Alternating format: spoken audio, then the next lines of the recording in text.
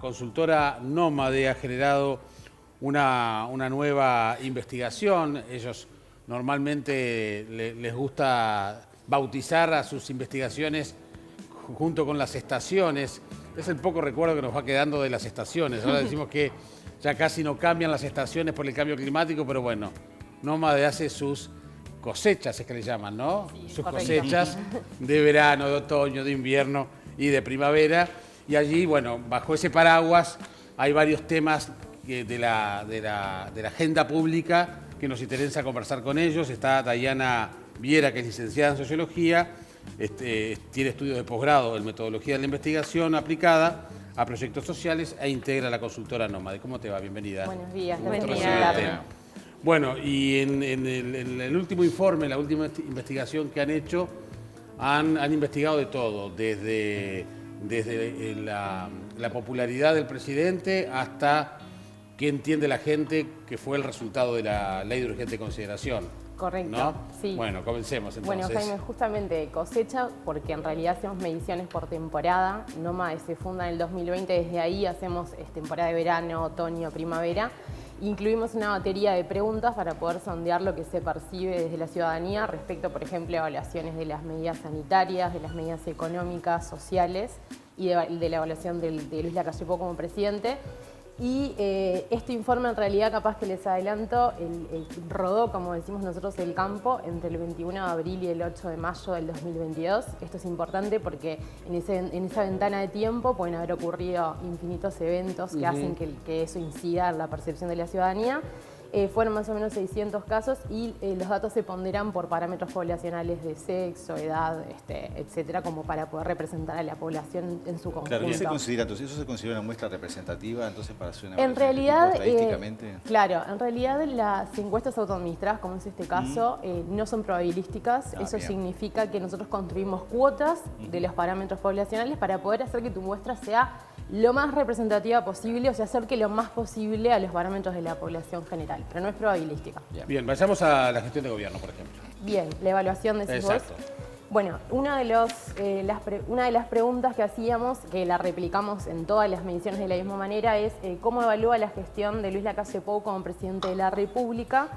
Y en este caso lo que surge es que el 39,9% de las personas aprueba la gestión de Luis Lacalle Pou y un 42,1% la desaprueba. A nosotros nos gusta también segmentar los datos por zona de residencia o por temas así de segmentos de edad, porque justamente ahí hay como una diferencia. Las mediciones anteriores y esta también muestran que en el interior la aprobación de Luis Lacalle Pou es bastante más amplia comparada con Montevideo. ¿A cuánto llega? Por ejemplo, en el interior el 46,3%, es decir, casi 5 de cada 10 personas aprueba la gestión de Luis Lacalle Pou y un 36,4% la desaprueba. Algo que también sucede, y es lo que hemos venido viendo como en este histórico, ¿no?, de las fotos que uno saca en estos periodos, es que a medida que aumenta la edad de las personas, la evaluación es más positiva. Es decir, se podría decir que Luis Lacalle Pou tiene una evaluación más positiva entre las personas que tienen más edad, o conforme aumenta la edad, la evaluación positiva aumenta también. En la edad y en el interior, o sea que esos serían las dos variables que le favorecen más a Lacalle Pou. Exacto. Y también otra de las segmentaciones interesantes es ver cuando nosotros consultamos sobre lo que se votó en las elecciones de noviembre del 2019.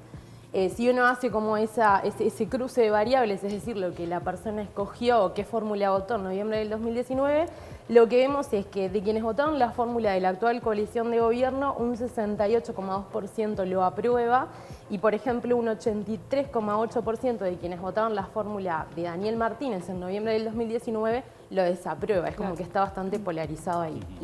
Y es razonable, eso... Tiene sentido. Tiene sentido, exactamente. Tiene Más que sentido. razonable es eso.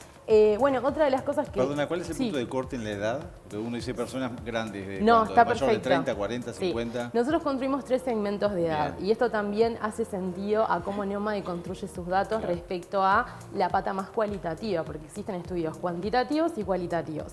Los cortes de edad que utilizamos son el primer tramo de 18 a 34, que son las personas más jóvenes, Después, el sector medio, digamos, de 35 a 59 años y el sector más adulto de 60 años o más. Y además también se diferencia la gestión en cuanto a las medidas que se toman a nivel social, a nivel económico. ¿Cómo se diferencia ahí? ¿Cuál es la aprobación de las distintas ramas del gobierno? Bien. Es interesante tu pregunta justamente porque la evaluación nos parece como importante diferenciarla entre lo que se percibe desde la ciudadanía como aprobación, evaluación de las medidas sociales por un lado, sanitarias por otras, económicas por otras, justamente porque varía bastante, Sí, ¿no? digo, la impronta de la salud en la gestión de la calle es fundamental frente a otras, quizás. Total.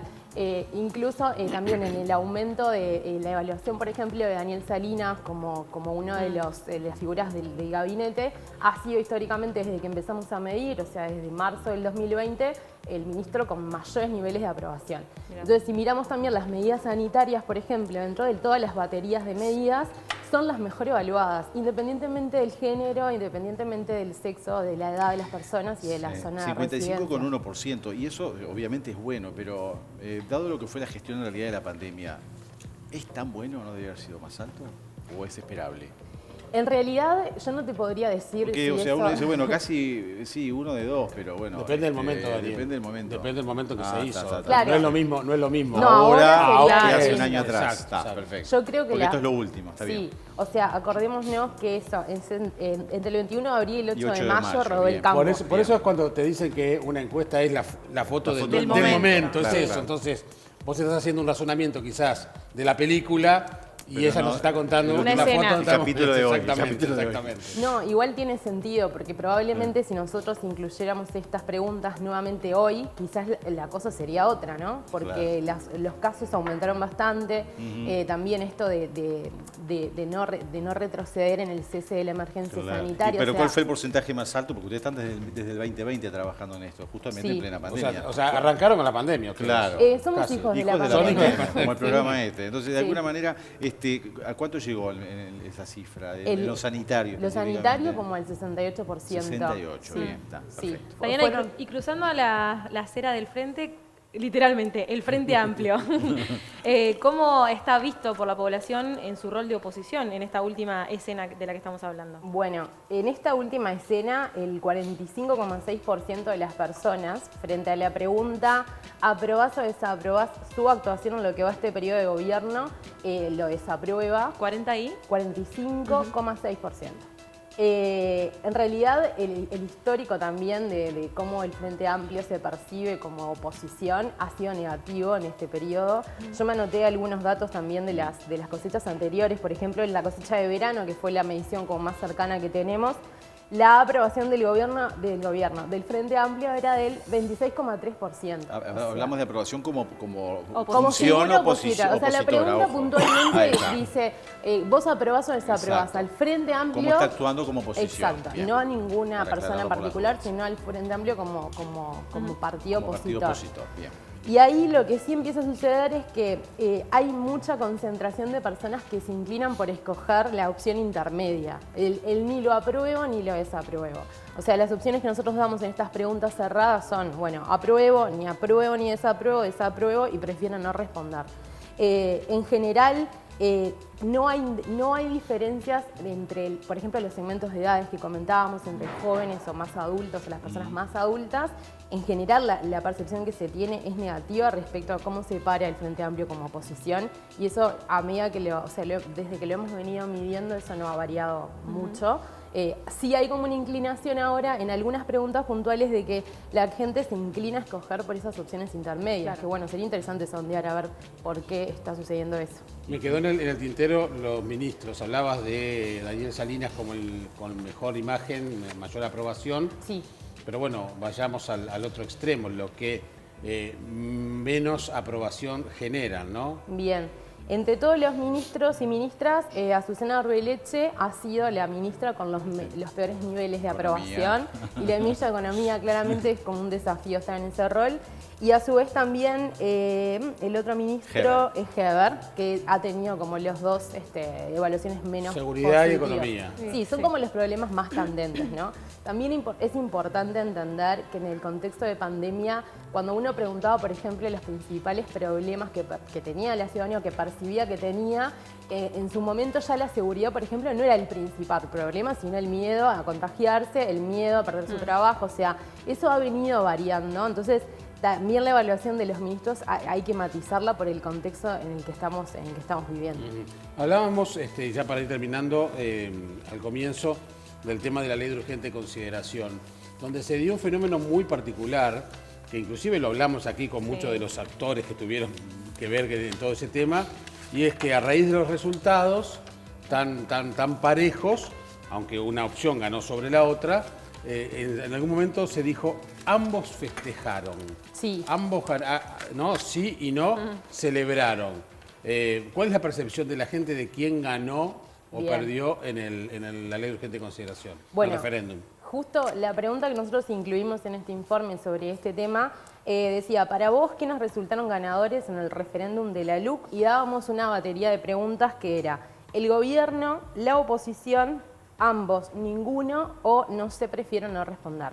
En este caso, el 47,3%, es decir, casi 5 de cada 10 de quienes respondieron, cree que el ganador de este referéndum fue el gobierno.